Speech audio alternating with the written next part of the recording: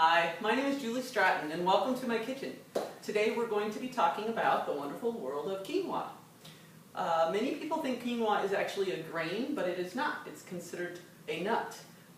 And oddly enough, somewhere in the spinach family is where it belongs. But we typically eat it like a whole grain, just like we do with oatmeal or couscous or some other type of a grain. Quinoa is indigenous to Central America and South America. 88% of the world's quinoa comes from Peru and Bolivia. Although there are some places in the States that are starting to grow it more and more, but still the majority of our quinoa comes from South America and Central America. In the year 2013, this year, quinoa was recognized as having its own year called the International Year of Quinoa. The Food and Agricultural Organization at the United Nations deemed this year all about quinoa. So I thought it was appropriate that I bring you a little bit of extra zing to the year and show you a little bit about quinoa. One of the great things about quinoa is it's incredibly versatile. You can use it in flour, you can use it as a pasta, you can use it in salads, you can use it in soups, all different types of things. I've displayed a few different types. In the world there are over 250 different types of quinoa. Typically around here, in particular North Idaho, or even in the United States, we're used to seeing three main types. We have a rainbow variety, a red variety, and the typical white.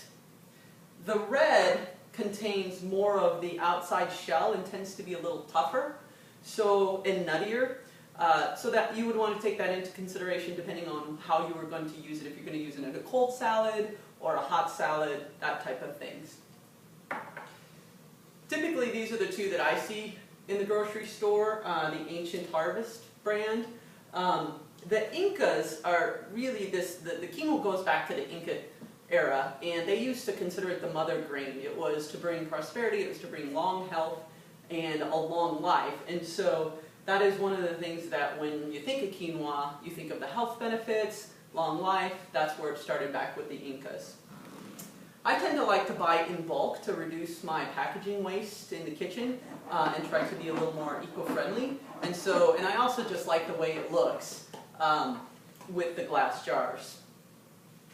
Some of the health benefits that are amazing are that quinoa is a natural, full protein. It contains all of the essential amino acids. So it's considered a complete protein, much like an egg or most meats that we eat. So it's a great source of protein for vegetarians. Also, quinoa is naturally gluten-free. Gluten intolerance is becoming more and more prevalent, and the gluten-free industry is booming, and quinoa is a naturally gluten-free item, so it's a great thing to have. It's also really rich in fiber and starch, ideal for digestion, has twice as much fiber as oatmeal, so that's a great thing. Also, they're a tremendous source of vitamin B complexes and vitamin E. Another thing about quinoa is it's low on the glycemic index, so it's a really nice alternative grain for people with type 2 diabetes. When you're selecting quinoa, you just want to pick whatever color based on the nuttiness that you want. And it's very important that you rinse quinoa before you use it. Quinoa contains something called a saponin, which is on the outer shell of the seed. And it's there to protect during the growing season and harvesting and just the elements of nature. And so you want to make sure you get as much of that saponin off as possible. Just toss it in a colander, rinse it out, use your hands. And try to get as much of that off as possible. And that will help with the flavor and the starchiness and that sort of thing. Make sure you store quinoa in an airtight container. Another reason I like to use glass jars. Cooking this grain could not be easier. I like to cook it in a rice cooker because it's a no-brainer. You throw in 1 part quinoa, 2 parts water, or vegetable stock, beef stock, whichever kind of chicken stock, and let it go. You don't have to worry about it until it beeps. You can also cook it on the stovetop. Again, 1 part quinoa, 2 parts water, and you have a very, very nice, simple, quick within 15 minutes you have a great accompaniment to any meal. I'm going to show you today a couple different recipes, one hot and one cold, just to give you an idea of what it would look like hot, what it would look like cold. The first one I'm going to prepare, first let me just move this off of the table so we can get to a little chopping.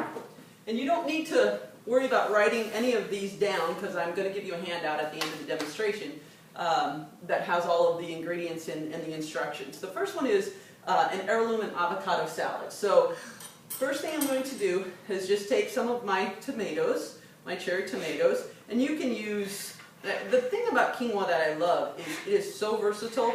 Whatever you like, that's what you can put in it.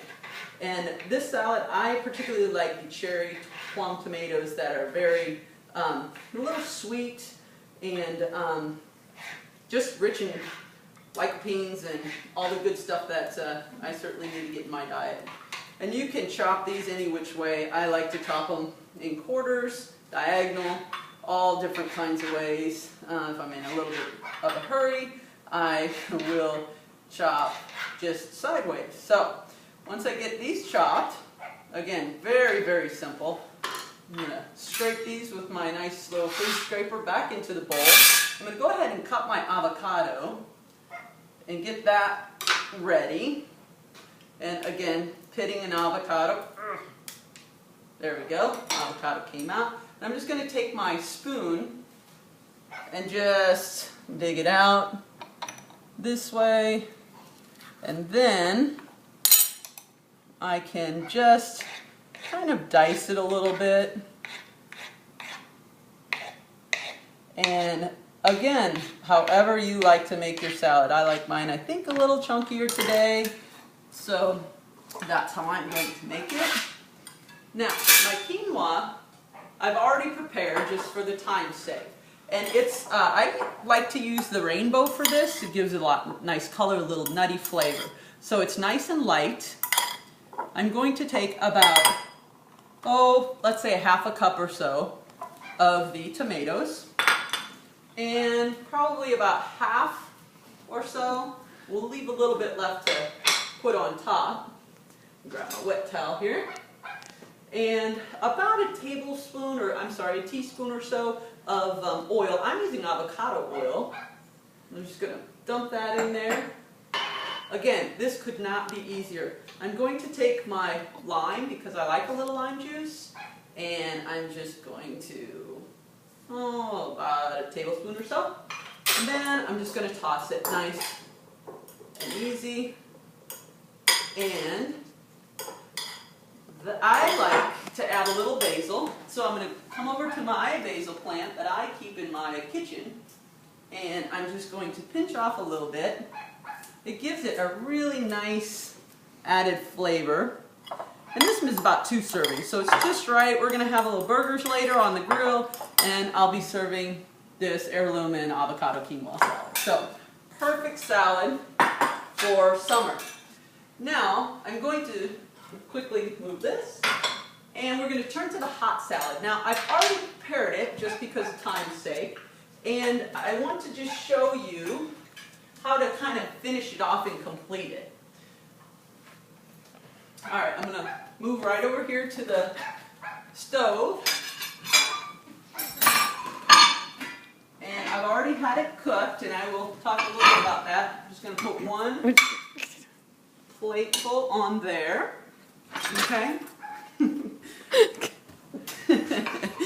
My photographer here is moving around. I hope you're not getting dizzy. Alright, so in this recipe, it's, again, very, very simple. We just had some olive oil, some butter in a pan, and toasted the quinoa before I added the vegetable broth. Again, this is a perfect vegetarian hot dish. And I like to use the organic vegetable broth that's low in sodium, helping keep the sodium content down. In the oil, we put some onions, some garlic, and the mushrooms, made them a little soft, translucent. Once the quinoa was cooked, we just mixed it all together. Again, I'm going to give you the recipe so you have all the instructions. The way to top this off, I think, is some freshly shredded Parmigiano Reggiano cheese. So I'm just going to shred a little bit in here. As much as you like. I know in our house we like a lot of cheese. So freshly shred that. Now I'm just going to dump a little bit on top. Yum. The other thing I like, and you can add to the recipe, is I toasted some pine nuts earlier, and I'm just going to add a little bit of pine nuts, and we have a wonderful quinoa and mushroom hot dish. You can eat it alone because it has great protein in it for vegetarians again, or you can pair it with fish, chicken, whatever you would like. So I have a feeling tonight with our cheeseburgers on the grill, we're going to have two great quinoa dishes. Just to wrap things up, quinoa is an amazing grain that's a complete protein, and it's incredibly versatile. It's very nutritious, and I would encourage you to have it as often as you can to get your grains in, and enjoy being creative. And I will pass these handouts to you so you can do this at home. Thank you very much.